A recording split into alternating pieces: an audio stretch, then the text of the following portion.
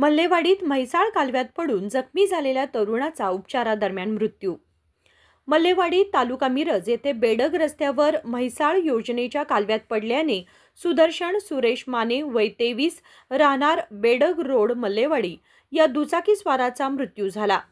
मल्लेवाडी येथे शेती करणारा सुदर्शन माने हा MH09AX9326 या दुचाकीवरून दिनांक 26 रोजी रात्री 8:30 वाजता मल्लेवाडी ते बेडग रस्त्याने घरी जात होता।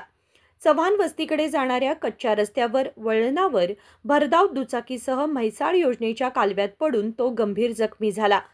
सुदर्शन यास त्याच्या नातेवाईकांनी उपचारासाठी मिरज सिव्हिल हॉस्पिटलमध्ये दाखल केले, मात्र पाण्यात बुडाल्याने व डोक्यास मार लागल्याने त्याचा मृत्यू झाल्याचे डॉक्टरांनी घोषित केले।